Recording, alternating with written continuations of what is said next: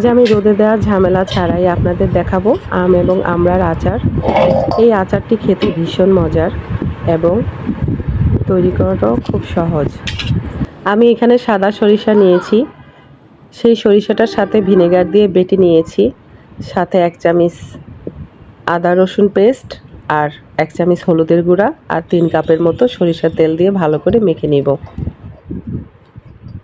ভালোভাবে খেয়াল রাখবেন যেন আমড়াতে পানি না লেগে থাকে। অনেকটা সময় ধরে কাটার পর পাখার নিচে শুকিয়ে নেবেন, নইলে একটা ন্যাকড়া ধরে মুছে নেবেন। তা আমি এই পর্যায়ে 2 চামচের মতো লবণ দিয়ে নিলাম। আসসালামু আলাইকুম মাই ইউটিউব ফ্যামিলি, কেমন আছেন সবাই? আই হোপ সবাই ভালো আছেন। আলহামদুলিল্লাহ আমরাও ভালো আছি। মাই ভিলেজ লাইফ আয়েশা চ্যানেলে সবাইকে স্বাগত। দূরে ও কাছে যে যেখান থেকে দেখছেন সবাইকে জানাচ্ছি আন্তরিক শুভেচ্ছা ও অভিনন্দন। আমি যদিও কড়াইতে অত ভালো করে নাড়াচাড়া করতে পারি না, এটা আমার ব্যর্থতাই বলতে পারেন, সেজন্য আমি মাখায় নেওয়াটাই বেশি প্রেফার করে থাকি। তো প্রত্যেকটা আমের গায়ে যেন আমার মশলাগুলো লেগে যায়, সেজন্য ভালো করে আমি মাখিয়ে নিচ্ছি। মাশাআল্লাহ মাখানো ভালো করে হয়ে গেছে মোটামুটি। এই পর্যায়ে আমি দিয়ে দেব 3 কাপের মতো গুড়। এখানে আপনারা চাইলে চিনিও দিতে পারেন, তবে মনে রাখবেন যে যেমনটা গুড় খান তেমনই দিন। যেহেতু আমার টক মিষ্টি ঝাল হবে, সেহেতু আমি সব কিছুর পরিমাণই একই রকম রাখছি। গুড়টা অত বেশি দেইনি যেন টকটক ভাবটা থেকে যায়। অন্যান্য মশলা যা লাগবে তা আমি আগে থেকে রেডি করে রেখে দিয়েছিলাম, যেহেতু ভিডিওটা লম্বা হয়ে যাবে সেজন্যে। তো আমার অলরেডি মাখানো শেষ, ডান। আমি 2 মিনিটের জন্য রেস্ট রাখবো। একটা বল দিয়ে ঢেকে দিলাম। বিসমিল্লাহির রহমানির রহিম। আমি একটি ফ্রাই প্যানে গরম করে সেখানে 1 কাপের মতো সরিষার তেল ঢেলে দিলাম। ঠিক এই পর্যায়ে আমি দিয়ে দিব এলাচ, দারুচিনি, তেজপাতা 2টো। এবার এগুলা ভালো করে গরম হয়ে গেলে সাথে 2টো শুকনা মরিচ ছিঁড়ে দিয়ে দিব।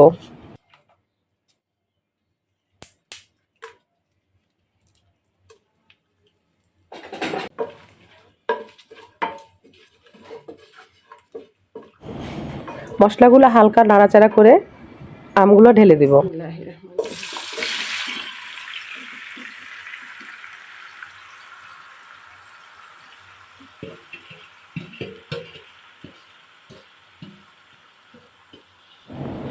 দু মিনিট রেস্টে রাখার পর দেখেন আমের কালারগুলো এখনই কি সুন্দর হয়ে আছে। আমি হালকা হালকা করে তেলের মধ্যে ফ্রাই করে নিব, তবে আঁচটা আমি অবশ্যই প্রথমে বাড়িয়ে দিব না। মিডিয়াম আঁচ রেখে আস্তে আস্তে করে কষিয়ে নিব। নাড়াটা ভিতরে যেন ঠিক থাকে সেটা খেয়াল রাখতে হবে, নইলে পুড়ে যাওয়ার আশঙ্কা থাকবে। আমি আগে থেকে শুকনা মরিচ টেলে রেখেছিলাম, প্রায় 20টা শুকনা মরিচের মতো ফাঁকি করে রেখেছিলাম, সেটা আমি দিয়ে দেব, তবে পরপর। প্রথমে আমি 4-5 চামচ দিয়ে দিব ঠিকই, কিন্তু পরবর্তীতে সেগুলো দিয়ে দিব, কারণ আমার আমটা হবে টক মিষ্টি ঝাল।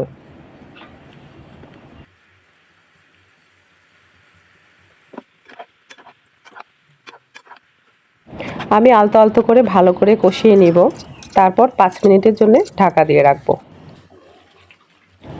মাশাআল্লাহ আমার আমটি কিছুটা বয়েল হয়ে এসেছে। ঠিক এই পর্যায়ে আমি 5 ফোড়নটা দিয়ে দিব।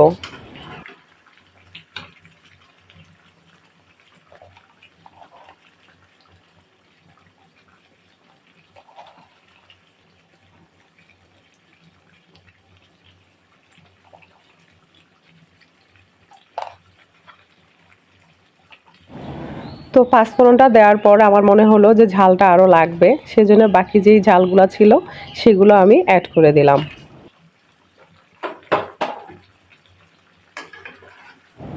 এ পর্যায়ে এসে ভালোভাবে কষাবো, আমি নাড়াচাড়া রাখবো যেন নিচে লেগে না যায়। তবে মনে রাখবেন এরপর আর ঢেকে দিতে হবে না, এমনিতেই আচারটা হয়ে যাবে।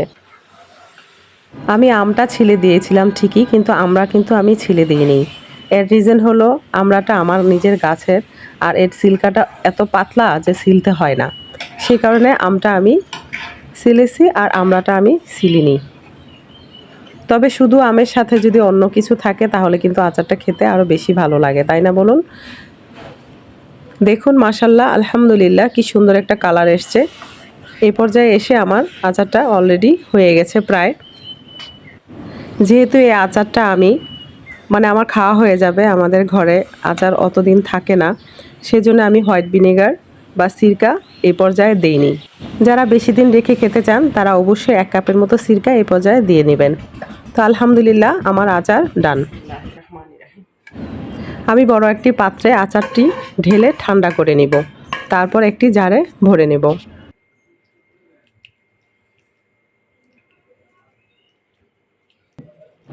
আমি একটি কাচের ঝাড় ভালো করে মুছে নিয়েছি, তারপর এক এক করে স্টেপ বাই স্টেপ আচারগুলো ভরে নিচ্ছি।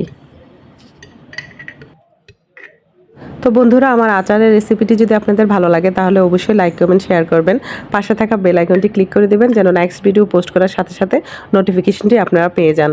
তাহলে আজকের মতো এখানেই রাখছি। ভালো থাকবেন, সুস্থ থাকবেন, নিরাপদে থাকবেন আর অবশ্যই পজিটিভ থাকবেন। দেখা হবে নেক্সট ভিডিওতে। আজকের মতো এখানেই রাখছি। আল্লাহ হাফেজ।